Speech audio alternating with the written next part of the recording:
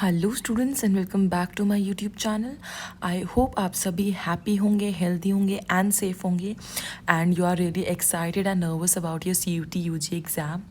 So upon your request I have started the sociology domain for humanities and हम लोग अब complete कर रहे हैं डिलीटेड चैप्टर्स को, जिसमें मैंने market as a social institution, unit 2 social change and polity यानी कि द कॉन्स्टिट्यूशन चैप्टर, और आज की वीडियो में हम कंप्लीट करेंगे mass media and social change.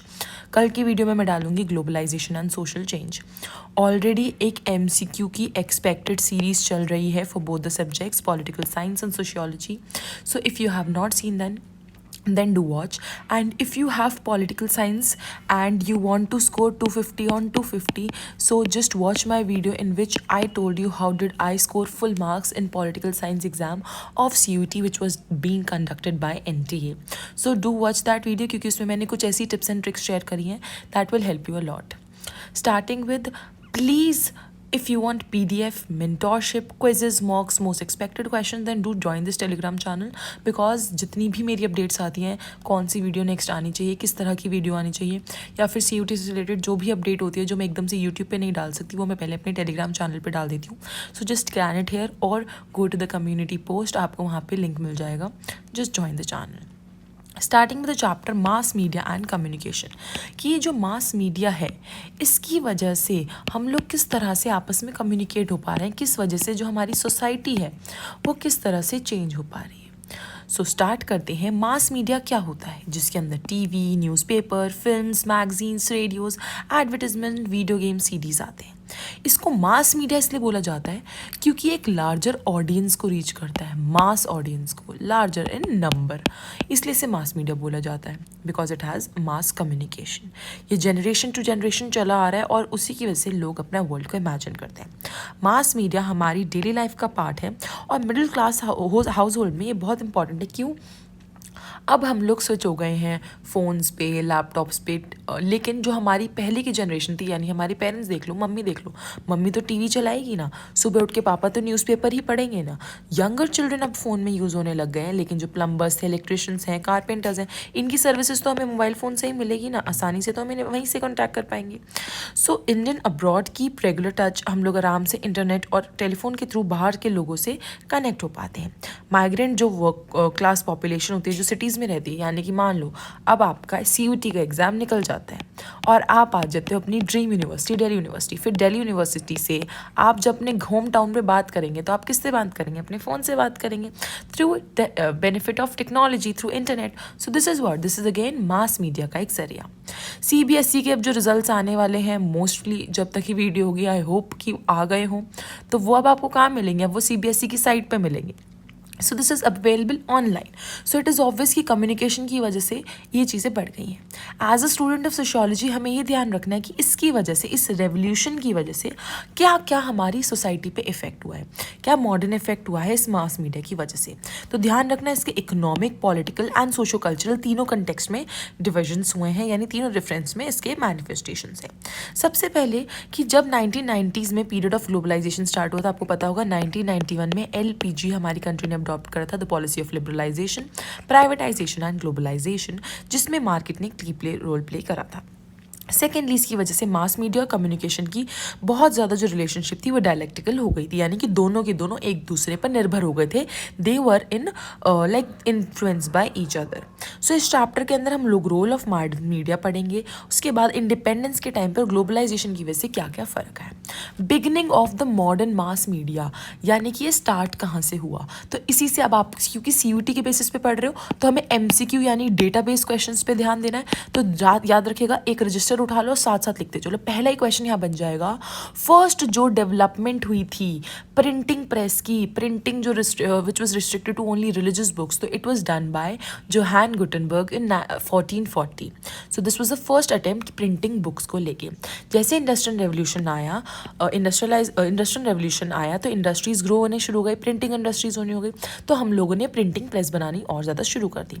पहले जो ऑडियंस थी वो लिटरेट थी, एलीट, यानी कि जो सिर्फ अमीर लोग थे वही पढ़ पाते थे, तो उन्हीं पे ही क्या कर रहा जाता था, उन्हीं पे ही रिस्ट्रिक्ट हो जाते थे. उन लोगों का जो टेस्ट था उसके अकॉर्डिंग जो थी बुक्स प्रिंट होती थी.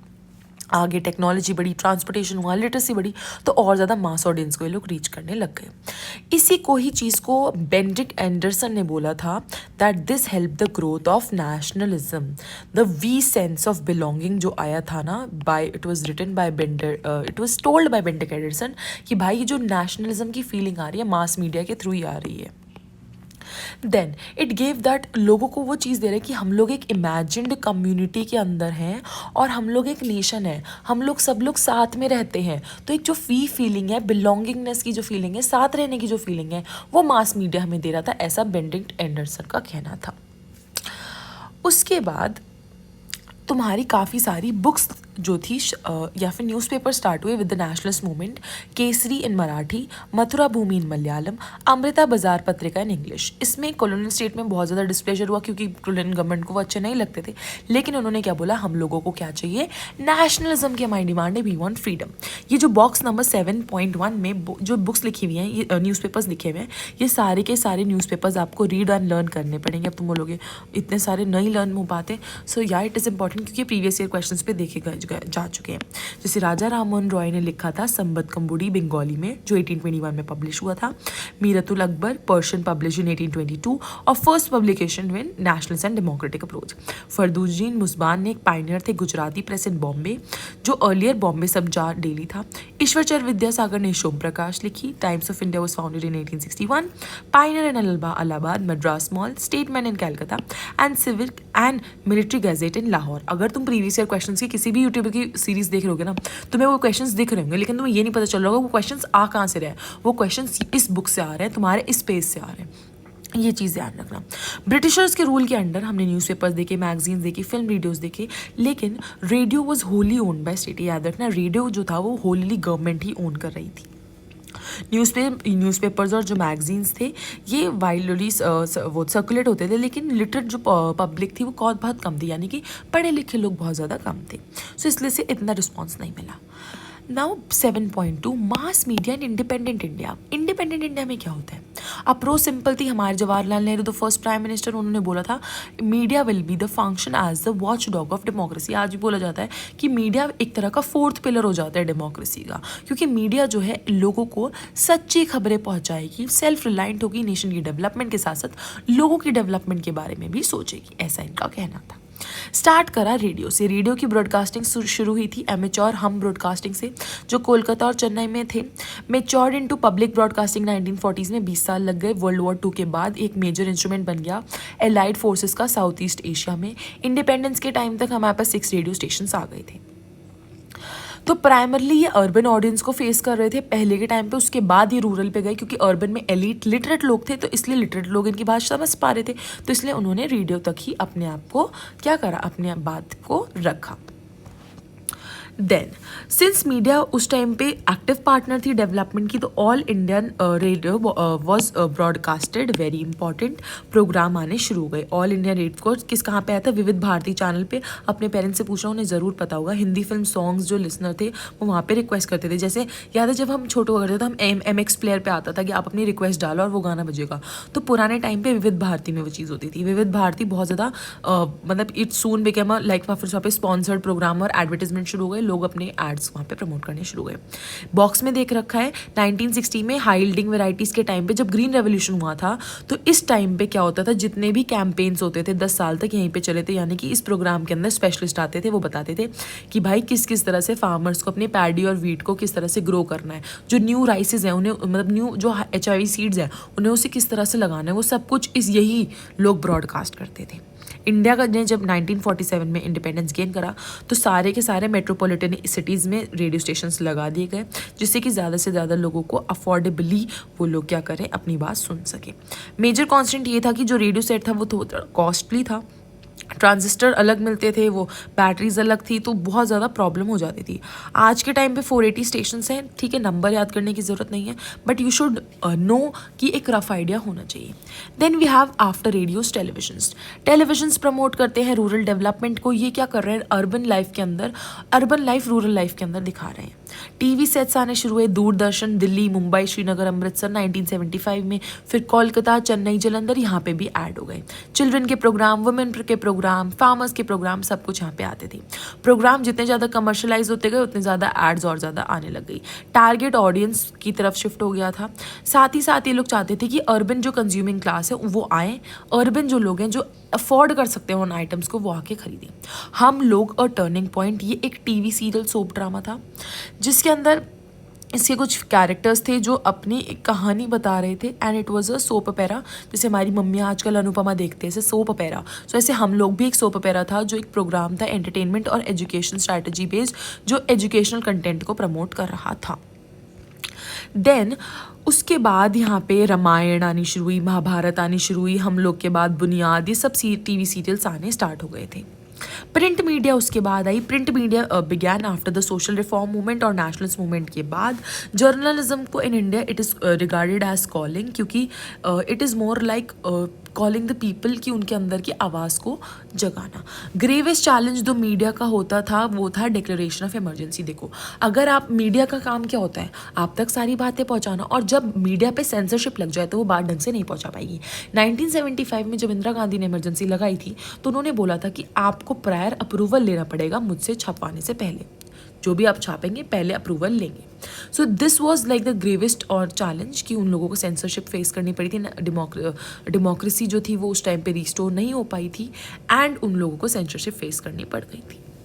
उसके बाद है ग्लोबलाइजेशन की वजह से इस मीडिया पे क्या इफेक्ट पड़ा, ग्लोबलाइजेशन की वजह से क्या फ्यूजन हो गया।